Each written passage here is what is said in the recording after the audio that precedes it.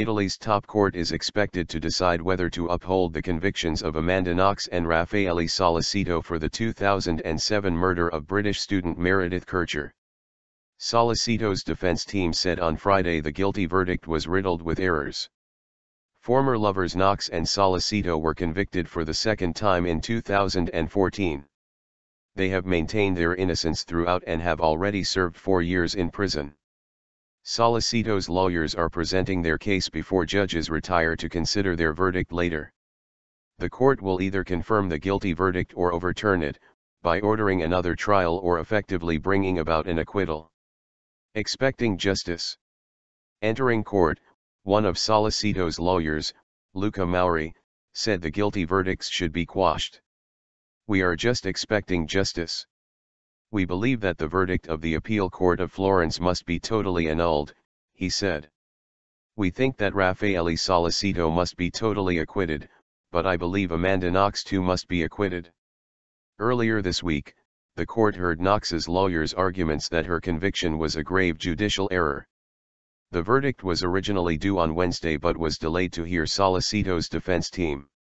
A definitive conviction would trigger complicated attempts to extradite Knox, who currently lives in Seattle in the U.S. Sollecito, from Bari, southern Italy, has remained in the country, and is attending the court hearings.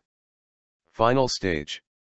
The Kercher family's lawyer, Francesco Maresca, expressed hopes on Wednesday that the court's decision would bring an end to the judicial process. They hope that this will be the final stage of this judicial process and they will at last be able to remember Meredith outside of the courtroom process, he said. Leeds University student Meredith Kercher, 21, from Carlston, South London, was found dead in the flat she shared with Knox, now 27, in Perugia, central Italy, where both women were studying. Her partially clothed body was found under a duvet in her bedroom, which had been locked from the inside. Her throat had been cut. Prosecutors claimed she was killed as part of a bungled sex game. Knox and Sollecito, 30, were convicted of the murder by a trial court in Perugia in 2009. They were freed in 2011 after an appellate court overturned the convictions. The Court of Cassation rebuked the appellate judge's reasoning, and last year an appeals court in Florence sentenced Knox to 28 years and Sollecito to 25 years. Rudy Hermanguid, born in the Ivory Coast, who opted for a fast-track trial, is serving a 16-year sentence for his role in the murder.